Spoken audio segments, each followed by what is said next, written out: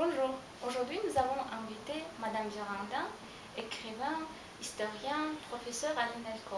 Bonjour Madame, Bonjour. merci pour d'être venue. J'ai quelques questions à vous poser.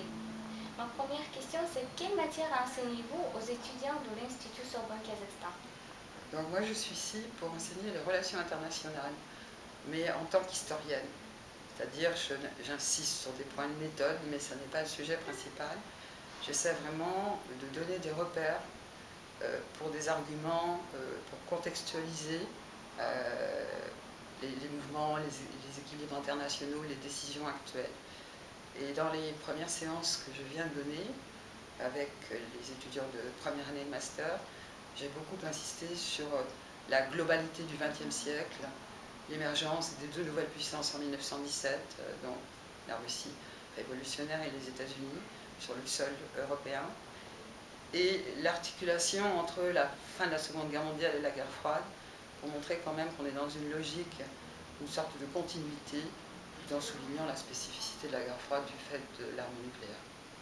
Madame, vous êtes co-encadrant du mémoire des étudiants de l'Institut. Les consignes que vous pouvez donner aux étudiants avant le soutenance?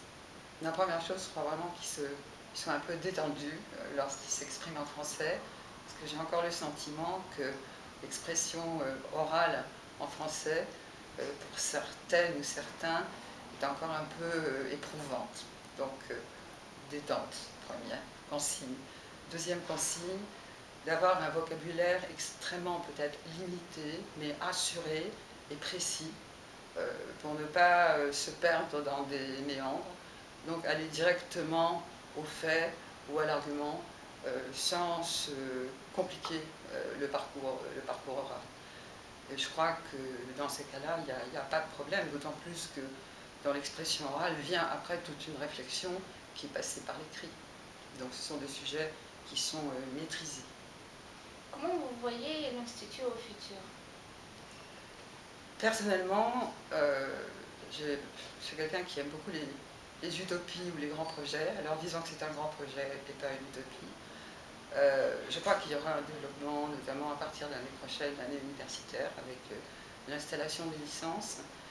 Je pense aussi que les groupes pourraient constituer une association d'anciens pour s'entraider, pour suivre les carrières des uns et des autres. C'est très très important d'avoir un carnet d'adresses de personnes que l'on sait que l'on peut contacter, qui ont été des collègues étudiantes et étudiants. Je crois que c'est une chose précieuse. Et peut-être pour conserver un esprit, c'est-à-dire un style, s'organiser de temps en temps, 2-3 fois par an, un dîner-débat, un petit déjeuner-débat, enfin, essayer d'établir une vie sociale qui à la fois fait plaisir, ensuite vous permet de ne pas vous perdre, et peut être vraiment un foyer d'entraide. Madame, je vous remercie pour la participation et pour vos réponses. C'est moi qui vous remercie de m'avoir invité.